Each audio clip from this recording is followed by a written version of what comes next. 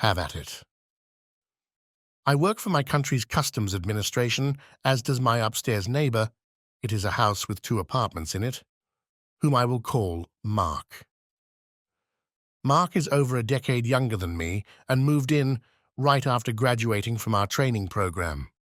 We don't work at the same post, so we don't really hang out much except when we are both at home.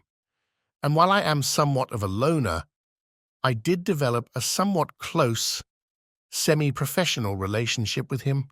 We take care of the house together, and I have on more than one occasion given him advice regarding various issues we encountered during work. In doing so, I also became privy to his personal life. To sum it up, Mark didn't have it easy. His mother passed away when he was young, and his father quickly remarried. His new wife had a son as well, I will call him Steve, who was the same age as Mark. And it became very apparent very quickly that Steve was the golden child who could do no wrong. Mark's father didn't pay much attention to this and even encouraged it. What inevitably followed was a long stretch of neglect. Mark slowly worked his way through school, getting mediocre grades and dealing with the fact that most, if not all of, the attention and resources that should go to both children were mainly aimed at his stepbrother. Over time, Mark's father seemed to warm up to the idea that the focus of attention should be Steve more and more. One should note that Steve's grades apparently weren't better than Mark's, but in his case, a handy excuse was always ready. Mark never explicitly said it, but the way he told the story, I suspect there was some physical abuse directed at him as well, though I can't prove it, and I never pressed the issue. To add insult to injury, Mark's father owned a company and was grooming his stepson Steve to take it over one day. As not to appear completely insensitive, he had made it clear that Mark would have a place in the company as a regular employee, as long as he didn't question Steve's authority. Mark saw his chance when he turned 19 and was drafted into the armed forces. My country still has compulsory military service for all able-bodied male citizens. He sold what he could beforehand, packed his belongings, and disappeared from his family home, essentially cutting all ties with them. His family, despite their treatment of him, took this as some sort of insult, resulting in a flurry of angry letters. Letters are delivered by military mail for free, riddled with insults and indirect threats. In the end, they seemed to get tired of not getting a rise out of Mark, and the final letter, which Mark still has and showed me, simply stated that he was dead to them. Mark disappeared into one of the many barracks in my nation and ended up serving in uniform for over 4 years. The lack of family support wasn't an issue, since the army pays for everything: food, shelter, insurance. It was all taken care of. It was also there where he met his now fiancée, whom I will call Nadine. Women can serve voluntarily, and funnily enough, Nadine had used this option to escape similar circumstances as Mark. It was a match made in hell, which resulted in relationship heaven.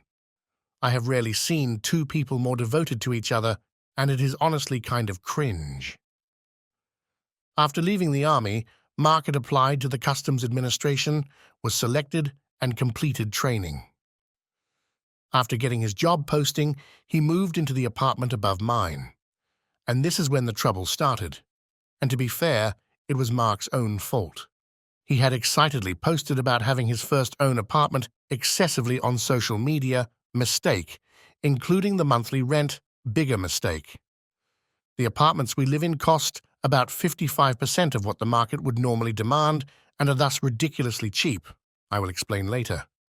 This led to his estranged family suddenly turning up. To cut it short, while Mark was serving in the army, Steve had successfully evaded serving, got married, had a kid, took over the company of his stepfather, and bankrupted it. He had a regular job now, but it provided nowhere near the income he enjoyed while being his own boss and while his family's savings lasted. This meant having to live in a small apartment, which was of course unacceptable to him. What seemed to be even more unacceptable was Mark enjoying a much, much larger apartment for much, much lower rent. So Mark's family decided that they should ambush him and demand that he move out so Steve can move in. Especially his biological father had a stern talk with Mark, during which he educated him man to man about why he should take responsibility and let Steve have the apartment since Steve needed and deserved it more. After all, the failure of the company wasn't really Steve's fault, and unlike Mark, he already had a kid. Mark was outraged but kept the stoic demeanor expected of a former Army Master Sergeant. His family wouldn't take no for an answer, and after 3 months of hounding him in person and online, he finally caved. Except he didn't. Mark had decided to teach them a lesson, and I was happy to sit by and watch. What Mark's family didn't know was why the apartment was so cheap. Government officials in my country don't enjoy too many perks, but some do exist.